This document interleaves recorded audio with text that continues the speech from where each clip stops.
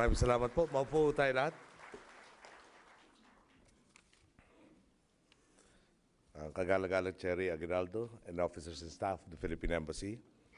Ating mga kalihim na kasama. Si Secretary Almendres po, baka pwede magpakita, baka hindi pa po nyo nakikilala. Basta meron noong problema sa enerhiya, siya po ang may kasalanan. Secretary Coloma from the Communications Office. Bagong hirang hong kalihim, ang Foreign Affairs, Albert Del Rosario.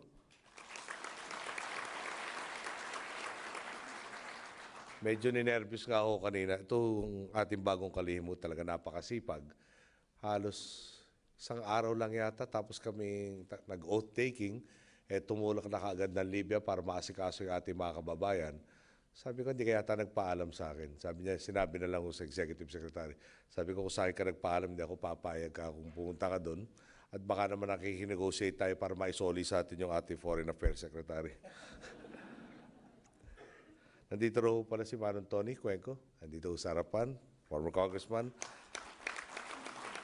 And current Secretary General, the ASEAN Interparliamentary Association. I'm sorry, nandito rin pala Cesar Porisiman, Department of Finance. Greg Domingo po ng Trade and Industry. Noong eleksyon po ang aking running mate, si Mar Rojas, na ngayon po ay troubleshooter natin. Dito rin po yung ating chairman ng PAGCOR, si Bong Nagyat. Mga minamahal ko pong kababayan, magandang hapon po sa inyo lahat. Isarado na po natin to. Papansin po nyo, wala tayong teleprompter na ginagamit dito. Gusto ko malaman po nyo, lahat na sasabihin ko sa inyo, galing po sa akin. Kung may maliho, ako lang ho may kasalanan. Kung tama naman po, ako rin ho lumikha. Naisip ko mabuti, ano nga ba magandang ibahagi ko sa inyo? Balita ko, napakarami sa inyo dito. Matagal na nandito sa Indonesia. Meron akong kabarkada nung araw nagtatrabaho dito. Eksakto siya nung period nung reformasi, kung hindi ako nagkakamali. So, ano ba maganda natin pag-usapan itong araw ito? Bigyan ko kayo isang halimbawa. Ilan ho sa atin nung nasa Pilipinas pa at paminsan-minsan napapag-isip, gaano kalaki na ba utang ng Pilipinas? At pagkatapos nung naisip, kung malaman natin kung ano yung numero, ilan ho sa atin ang nagsasabing, paano kaya natin babayaran lahat yan? Sample po. Yung aking pong pinalitan sa pwestong aking kasalukuyang tinutuntungan, meron siyang dinatnan na pagkakautang na National Food Authority, yung NFA, di ho bababa raw sa about 45 billion pesos. So minarapat naman po niya, naiiwan sa akin ay 177 billion pesos na utang na. Yung ating pong energy, di ba nagkaroon tayo ng EPIRA law, yung pagre-reforma ng electrical power industry, Reform Act, kaya EPIRA. Parang key features po nun, ipaprivatize natin yung ating National Power Corporation assets, tapos po yung maiiwan na utang, tinatawag na stranded costs, ay mapupunta sa isang bagong tayong tatag na kumpanya, ang pangalan ay PSAM, Power Sector Assets, Liabilities, and Management. Asset Liabilities Management. So, dumating ko isang taon, kung di ako nagkakamali, 2004, kailangan taasan ang presyo ng kuryente. In 2004 po may eleksyon eh. So minarapat pong huwag itaas habang panahon ng eleksyon yung kuryente, bagamat tumataas yung kinukonsumo nating sources of energy. So dulo po niyan, sa isang taon lang, hindi ho bababa ng 200 billion pesos ang dinagdag sa utang po na napunta sa PISAM. So ang pamana po sa atin lahat ay 1 trillion na halos ang utang na ating energy sector. Sabihin naman niya, bakit ba ako napunta-punta pa dito? Bad news pala lahat na sasabihin sa akin. Pero sa totoo lang, no? At pati na naman po yung mga kasama ko sa kabinete. Paminsan-minsan, si Secretary Carandang, sabi sa akin, why aren't you stressed? I am so stressed. No? Sagot ko sa kanya, Ricky, you've not been paying attention to the good news. Ano po yung good news? Pinakilala ko po sa inyo mga member ng kabinete. Kung ako po, mapapansin nyo, last year medyo mas makapal pa itong buhok ko. No? Pero yung good news, For instance, sa utang po natin, in about 2 years' time, kung igagraph po natin yung utang natin, talagang sisipa po. At ang laki nung mula dito binabayad o yung parte ng ating kaban ng bayan na ginagamit pantustos ng ating utang, bigla akong talaga sumipa na siguro times 4, times 5. Yun po dahil nun, meron mang magmamature na obligations. So pag nangyari po yun, yung pwede natin i-google mula sa kaban ng bayan, mababawasan dahil karamihan nga ay dalo pang dadami, pupunta sa tinatawag na pambayad na utang. So ano po yung good news? Yung good news, nag-release tayo nag-issue tayo ng tinatawag na peso bond denominated bonds. Okay. Ang punto po niyan, hindi na natin problema kung nagbabago yung palitan ng dolyar at saka piso dahil piso in effect ang inutang po natin. So wala na yung currency risk fluctuations, no? Or currency fluctuation risks. Pero ang mas magandang parte doon, yung 1 to 2 years na bigla nang kailangan na natin bayaran ng buo, na itulak na hindi bababa sa 25 years. Okay. Ang pinakamagandang parte, nadagdagan na nga yung oras para bayaran, nabawasan pa ng at least 2 percentage points yung interest na babayaran. Mula 8, naging 6. Okay. So ang punto po niyan, yung naitipid natin na pagbabayad ng interest, pwede nating ilipat sa mga kailangan po ng ating bansa. Okay. Part 1 lang ho yan. Part 2, last year po, yung GOCCs, Government-Owned and Controlled Corporations, remitted to the National Treasury 9 billion pesos. Alam naman po niyo, baka nabasa niyo sa mga dyaryo, no? Yung marami tayong tinulig sa mga GOCC. Meron po isa, ang utang sa national government ay hindi bababa sa 7 billion pesos.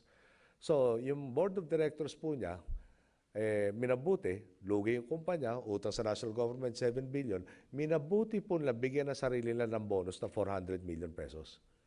Okay. Hininto po natin yan. So, itong GOCC natin, mas maganda na ang performance. Ano po preba niyan? 9 billion last year, this year po, niremit nila sa National Treasury, 29 billion pesos. Saan po pupunta yan? Kailangan natin ng eskwela, doon pupunta yan.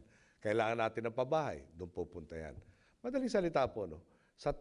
Nung nakampanya po kami, sabi lang naman namin, kung walang kurap, walang mahirap. Tama yung pamamahala natin. May mga problema tayo, pero magkakaroon ng kalutasan. At yun po palagay ko ang talagang pinaka-good news. Dadagdagan ko pa yung good news. Dahil baka maiwan sa inyo yung bad news kanina. No? Yung ating pong tourism, no? Sa totoo lang po, marami talaga nagtatanong, bakit yung Bali dito sa Indonesia, 3 million tourists mag-isa? Yung Pilipinas po sa kabuuan, 3 million tourists rin on average per year. No? Tapos inaayos po natin yan. Meron nga ho tayo ngayon yung tinatawag na Selective Open Skies Policy. Para pinapamadali natin makarating yung mga airline. Siyempre, kung nag-aakit ka ng turista, yung turista naman, walang masak yan. May na-downgrade ho tayo sa Amerika, na-downgrade, na-blacklist tayo sa European Union. Bakit nga naman papakahirap pa para tulungan tayo sa Pilipinas, no? Pero in spite of all of that, share ko na rin po sa inyo. Yung bad news doon, na kailangan ko lang narinig. Sensya na, kailangan ko mahinga naman paminsan-minsan eh. Pero, nagtayo ho tayo, pinalitan yung Air Transportation Office, naging CAAP, Civil Aviation Authority of the Philippines. At ito po, tugon para maitanggal nga tayo sa tinatawag na Category 2 listing ng Federal Aviation Administration Authority na Amerika. Yun po yung naglilimit ng ilang pwede tayong, ilang biyahe na ating mga airlines ang pwede pumunta sa Amerika. At nung nag-meeting po kami nitong CAAP, sipin niyo yung mga dapat sana ginawa. 3 years ago, no? Actually, papunta na ng 4. 2007, karoon ng batas, inauthorize ka itong CAAP para ayusin yung mga depekto nakita sa ating sistema. Okay. Ang maganda nito, nung nire-report sa akin, 3 hanggang 4 na taon na nga sila in existence, yung mga dapat gawin, hindi mo ginagawa. For instance, no, may mga safety concerns, personnel check pilots. Yung check pilot, yun po yung nagte-testing kung itong mga piloto nagpapalipad itong mga aeroplano ay ginagampanan yung lahat ng dapat nilang gampanan. Okay. Yung meron rin yung personnel ng ATO para i-man yung mga dating ginagawa nila po under the previous setup. After 4 years, hindi pa ho na-transfer yung ATO personnel to CAAP. At ano po kailangan nun? No? Sa totoo lang po, appointment papers. So habang hindi ina-appoint yung mga taong to, darating yung, buti hindi pa dumarating ulit, hindi pa natin na-request yung mga investigators ng FAA, among others, kasi titingnan lang, okay, may ka-up ka, meron kang board of directors, tapos walang personnel. O di paano nga mangyayari doon sa check pilots, sa other safety instructors, other people who are monitoring the various necessary steps to ensure safe and reliable travel? Ay di wala. O dahil wala yon, hindi tayo ma-lift-lift doon sa Category 2 status, masama yung ating tourism industry. Nagkaroon pa tayong hostage crisis. Nagkaroon pa tayong kaliwat kanan travel advisory. Yun yung bad news. Yung good news, in spite of all of that, because of the renewed interest in the country, last year we had 3,500,000 tourists. Nagkaroon ng kalahati milyon na dagdag at maski hindi pa handa lahat ng mga improvements na gagawin natin sa ating tourism sector. Sa negosyo po, last year we posted 7.3% increase in our GDP. At yan po yung, di ba marami tayong trading partners, America, many countries in the first world are having still the residual effects of the 2008 crisis. So, in spite of that fact, we grew at such a big rate. This year, it might not reach that point. You have the volatility in the Middle East, you have the beginnings of the revival of the economy of the first world, etc. But the point is, what I was expecting to happen in 2 years' time as a start has already been happening from the first 6 months we had last year.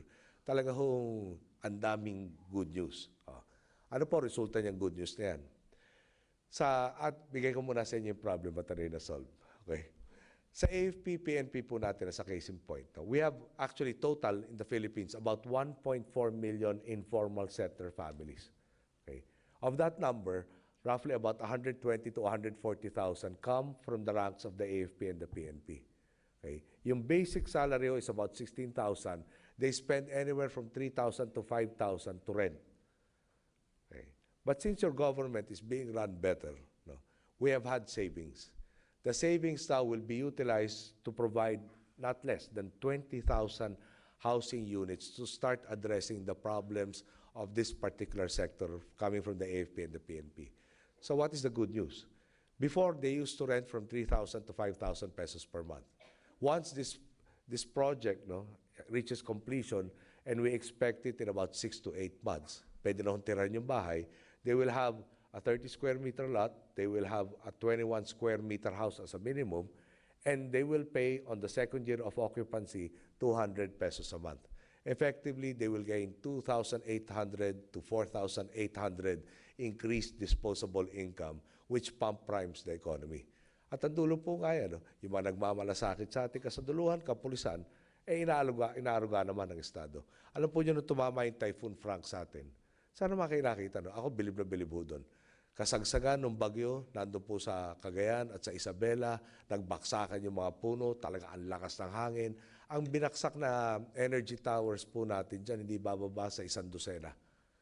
Talagang pinalupot po itong mga pagkalalaking tore ng kuryente. Pero yung sundalo, yung polis, nandun sa karsada, pinipilit na buksan para kung kakailanganin ng gamot, kung kakailanganin ng makapasok yung rescue vehicles, tuloy-tuloy yan. Hindi ho iniintindi yung risko sa kanila. Yung moral po nila, may mga liblib na lugar, pinuntahan, sinabihan, tataas yung tubig dito, kailangan lumikas na kayo. Sagot sa kanilang tao, bahala na Diyos sa amin, iwan nyo kami. Binalikan pa nitong ating kasunduluhang kapulisan dahil talagang buwilis na yung pagtaas at sumama. Tingnan po niyo yung mga napipinsala sa ating mga natural calamities na dumarating. Hindi ba napakalaki na ng binaba? Meron na tayong pag-asa na talaga may pag-asa tayo sa Kanya. Pag sinabing uulan, uulan. Pag sinabing dito pupunta, doon pupunta.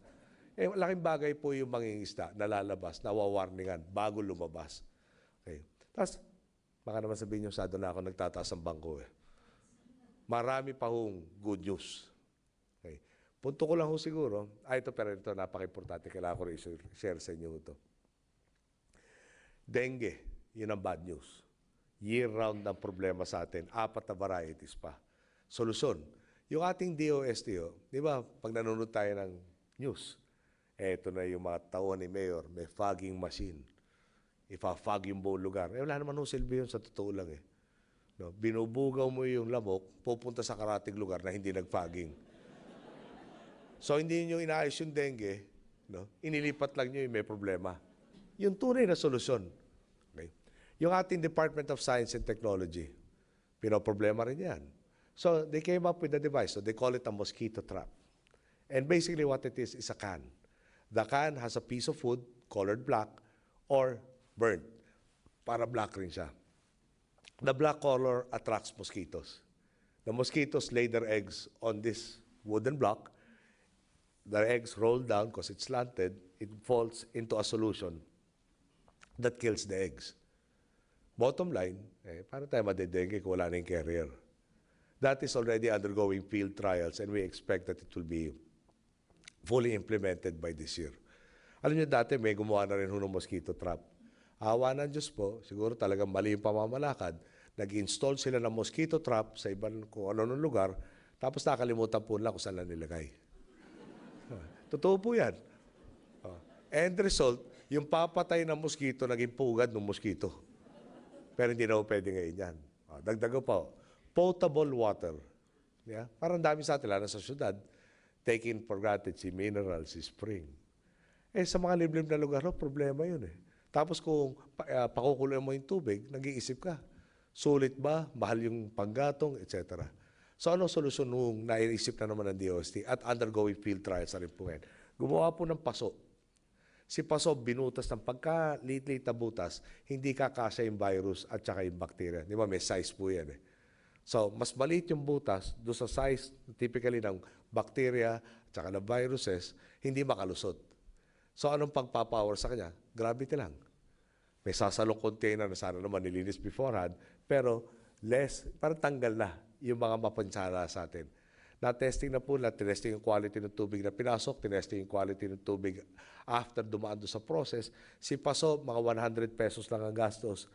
Lilinisin mo lang araw-araw yung kung saan nagtatrap, di ba? Tapos meron ka ng potable water. Pero ako nung bata pa ako, sabagay bata-bata pa naman ako ngayon, no?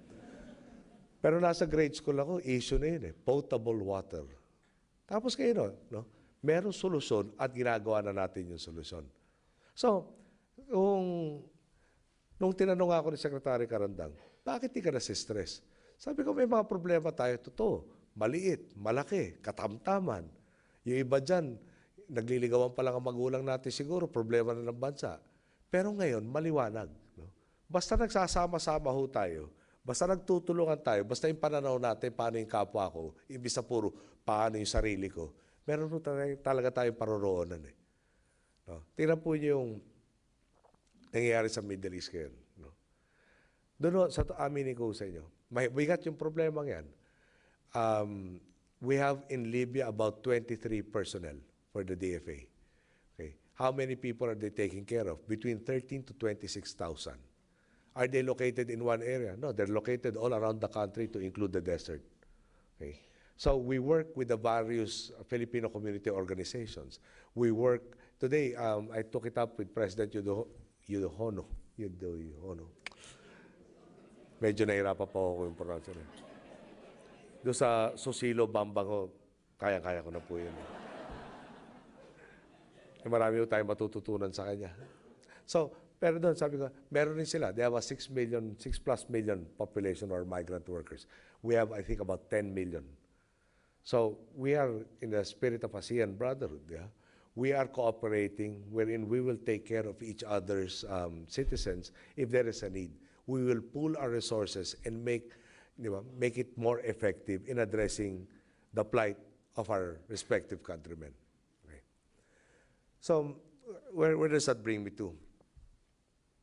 Yung marami ho sa inyo, umalis sa ating bansa, di ba? Dahil wala kang mahanap na magandang kinabukasan.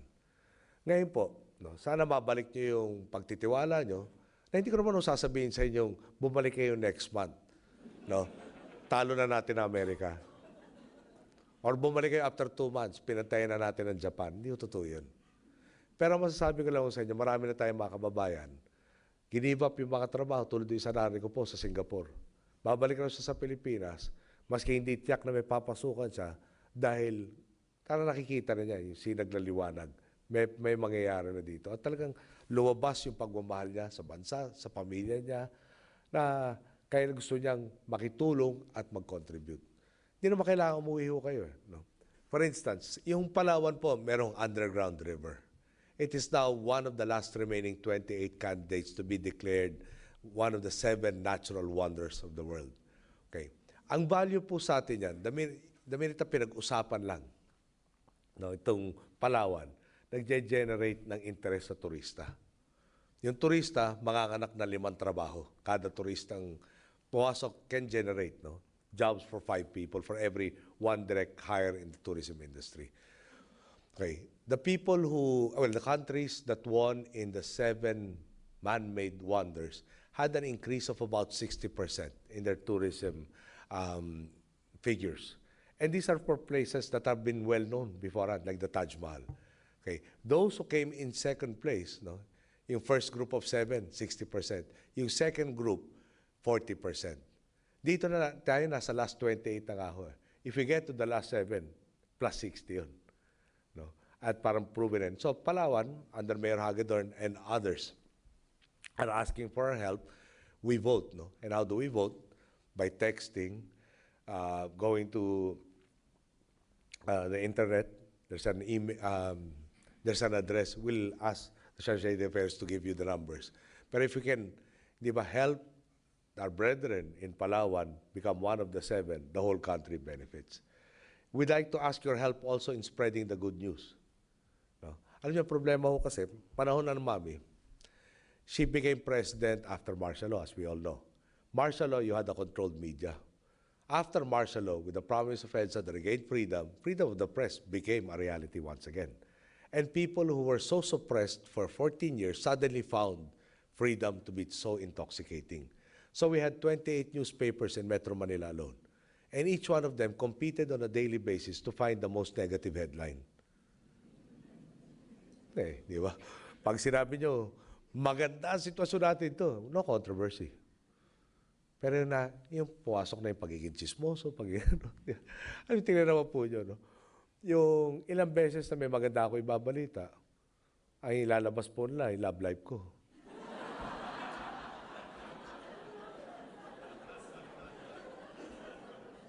Tapos nung nakiusap ako, bakit naman yung love life ko pinapatulan nyo? Ano ba halaga kung sino nililigaw ko, sa kami kumain, ano pinag-usapan namin, kesa dun sa meron na tayong kontra sa dengue kinikilos ngayon. Pero may parte kayo kailangan gawin. Di ba? Unfortunately, that's true. Okay? What keeps us on track, what gives us our strength, is primarily the strength that the people share with us. And daily, whatever problem I'm confronted with, I never end the day and I say, paano naman kaya to? Or pwede ba ako mag-leave of absence muna? O pwede ba mag-resign? No, that doesn't come to my mind. So long as the people are with us, I am very, very confident that no matter what the problem is, it's just a question of time before it is solved. And I tend to look more and more with each problem as an opportunity that can be and will be exploited for the benefit of everybody. Okay. So what is the end goal? I have about 5 years and 3 months left in office. By next week, siguro pati in days, bilang ko na, tsaka hours. Okay. Hindi naman talaga biro eh. Pagbabango ka, o sino sa atin ang buwabango na, mula tulog na tulog, kailangan pagdilat mo gising na gising ka na, tatapatan mo na yung dyaryo. No, siyempre, marami doon, negative. Yung positive, bandang page 7. No. Tapos, meron akong pinapadala sa akin, tawag lang, news capsules, mga 3 to 5 pages yon. Marami rin siyempre doon, galing sa media, di pareho rin. Tapos, bubuksan ko yung cellphone ko, di maraming text. No? Paparating sa akin yung katiwalian, di umano dito, or yung problema nila doon. Sasagutin ko, pilit po lahat yan. Pag minalas po ako, maabot ang 1,000 yung sasagutin ko sa isang araw. 2 beses na po ako nagcha-charge yung telepono para masagot sila lahat. Dahil maganda naman yung feedback mechanism. So, 5 years and 3 months, at that point in time, I want the Filipino people so used to good governance, so used to attaining the rightful place in the sun, that whoever replaces me has to commit to continuing what we have all done. Then, I can probably say, I can retire. I will leave something definitely better than what I found. and I can face anybody, especially the next generations, and tell them the least that we did was to make sure you did not have to handle the same problems we did. Okay? Now, aminin ko, nung ako po'y inuudyok na tumakbo, sabi ko, teka muna, nanay ko nagmana kay Marcos. Ang daming iniwan, nasakit ang ulo yun. Bakit naman ako magmamana doon sa papalitan ko? Hindi naman ako martir. Bakit ako magbo-volunteer? Alam nyo, sabi ko, teka, membro ako ng oposisyon pagkatagal-tagal. Kami yung pumipigil sa ginagawa niya. Tapos ang ginawa, na hindi kami nagtagumpay mapigil siya, kami mag-aayos. Parang, grabe naman yun. Siya may sala, ako kawawa. Pero, tinanggap ko po yung hamon. Nandito na po tayo sa kalagayan nito. At talaga aminin ko sa inyong gulat na gulat ako. No? Yung akalain natin maayos, eventually, naayos po natin mas maaga kaysa sa projections natin. At doon, maraming salamat po sa inyo lahat sa pagdadasal nyo, sa pagtsatsaga nyo, sa pakipagtulungan nyo sa amin. Talaga naman po yung pagkalalaking problema, akala natin hindi na natin maisaayos. Talaga hindi ko masasabing natapos na yung problema. Hindi, marami pa akong problema. Pero palagay ko wala akong makakasabi na hindi tayo tumutungo na sa pagsasayos ng bansa natin. At habang gano'n ang pananaw po natin, tulitin ko lang, pasensya na po kung makulit. Problema pagkatagal-tagal, no, parati ang tanong, paano ako? Palitan lang natin ang paano yung kapwa ko. Dagdag lang ho yung kapwa. No? Talaga naman pong hindi tayo mahihinto sa pag-asenso, pag-unlad, katahimikan at kapayapaan natin bansa. Mabuhay po kay lahat. Maraming salamat po at magandang gabi.